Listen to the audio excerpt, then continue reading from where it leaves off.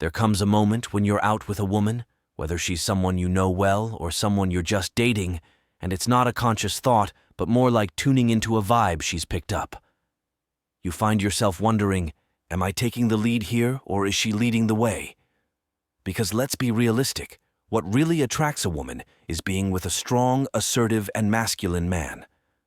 Now, the question is, how do you demonstrate that dominant masculine energy when you're hanging out with a woman?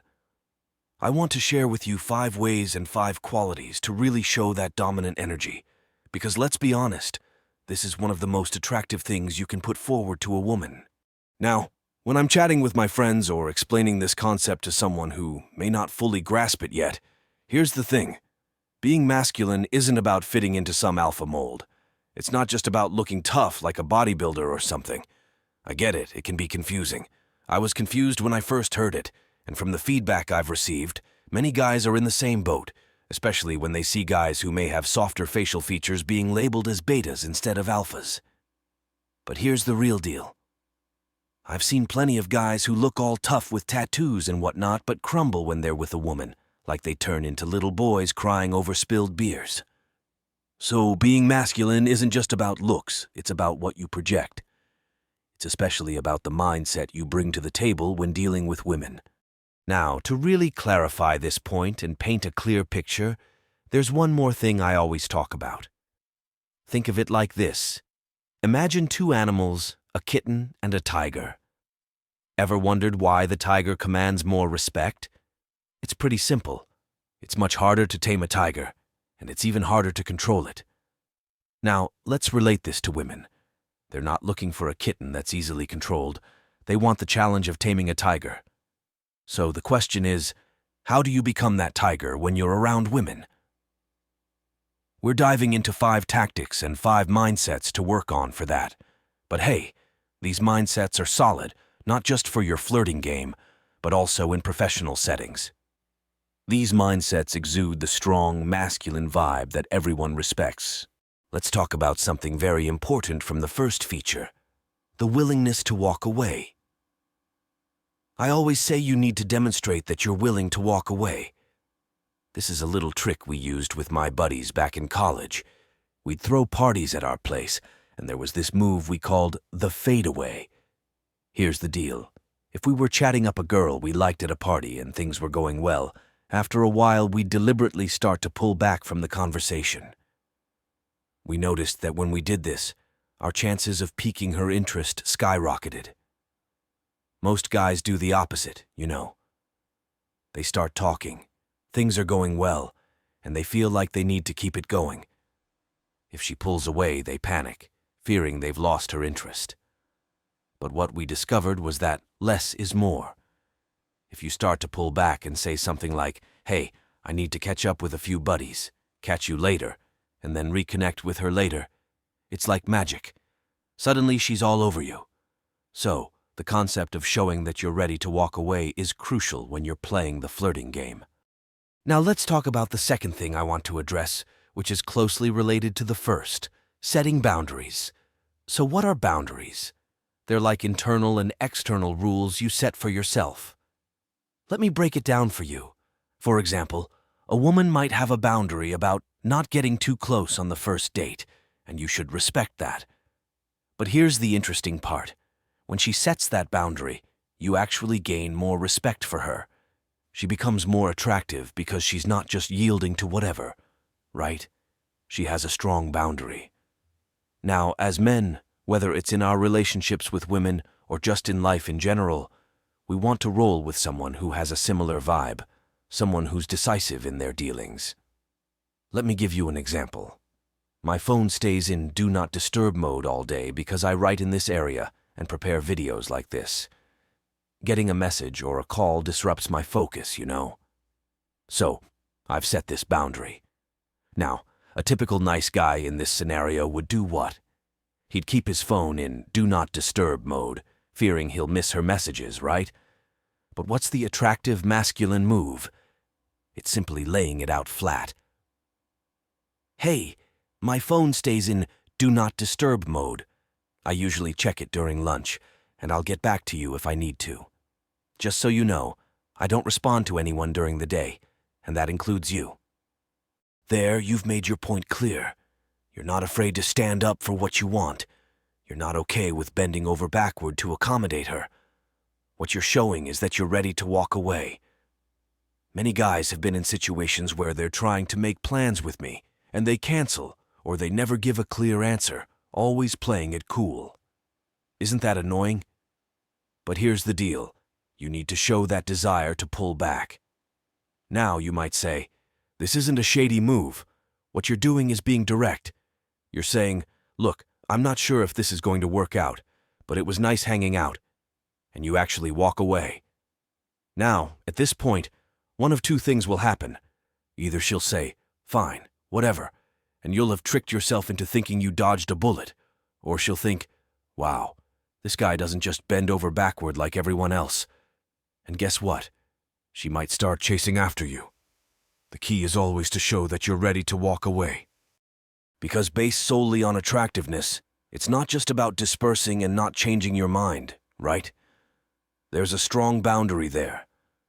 Now, as men, whether in our relationships with women or just in life in general, we want to roll with someone who has a similar vibe, someone who's decisive in their dealings. Let me give you an example. My phone stays in Do Not Disturb mode all day because I write in this area and prepare videos like this. Getting a message or a call disrupts my focus, you know. So I've set this boundary. Now, a typical nice guy in this scenario would do what?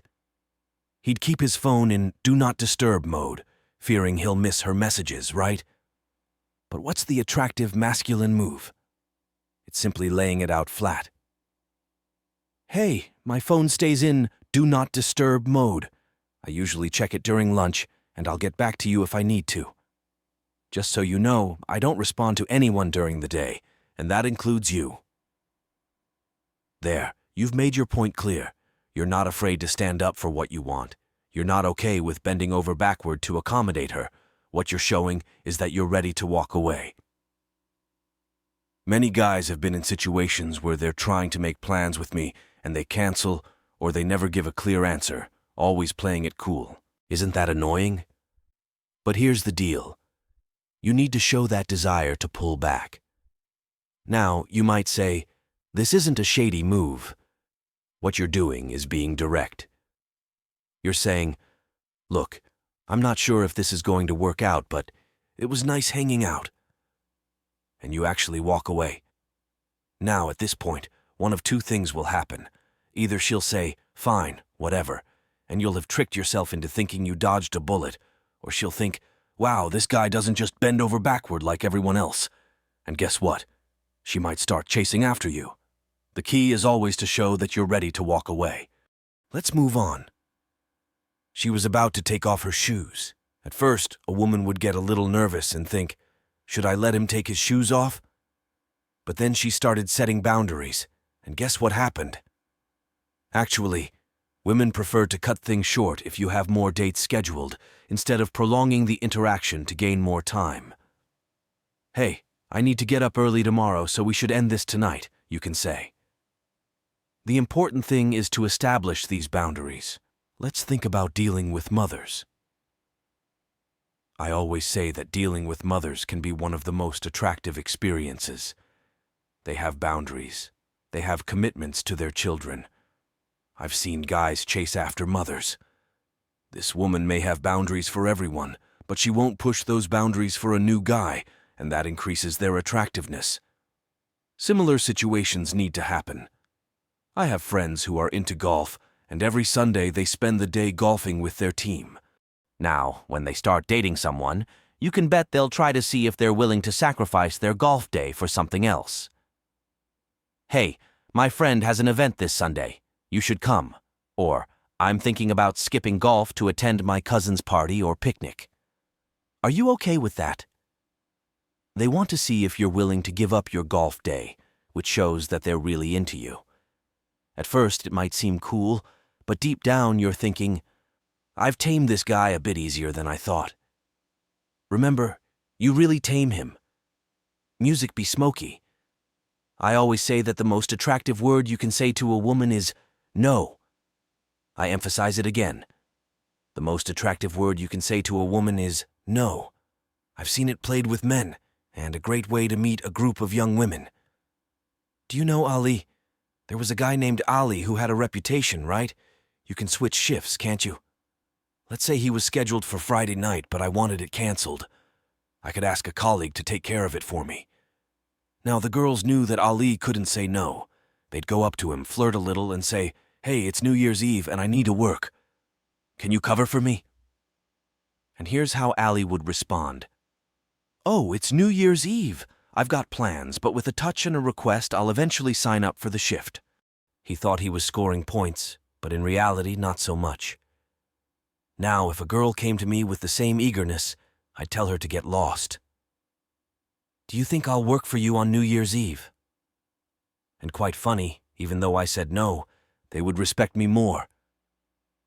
Did you know that women also use these tricks? If you have a female friend who knows she has some power over you, and then you start dating someone new, she'll figure it out. Suddenly, she starts flirting and tries to distance you from the new girl. "Why don't we go somewhere tonight?" she'll say. And if you like your female friend and don't trust the new girl too much, you might think, "Oh, she's jealous. Maybe I should take this chance to hang out with her." But guess what? By doing that, you're giving her exactly what she wants. The real power move here is saying no. "I have plans for tonight, but maybe some other time." When you say no, you show that you're firm in your decisions, your energy, and your masculinity.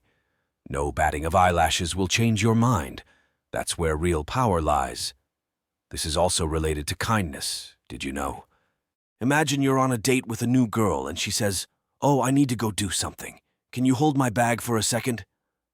20 minutes later, you're standing there like an idiot holding her bag.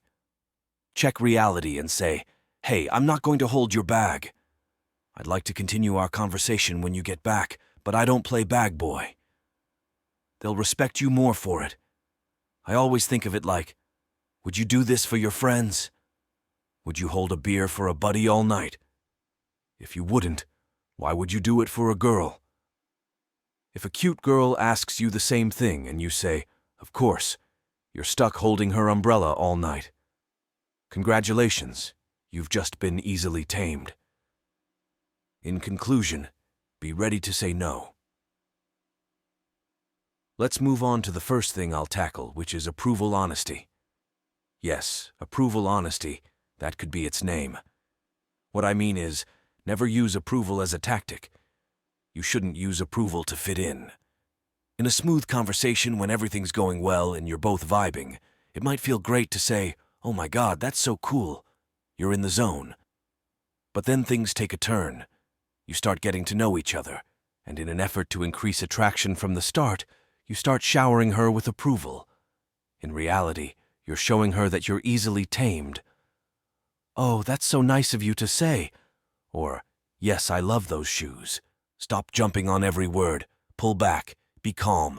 Let her impress you. The game plan here is to let her earn your approval. Let's look at the idea of taming the tiger. This isn't a one-off thing, you know? Taming a tiger takes time and effort.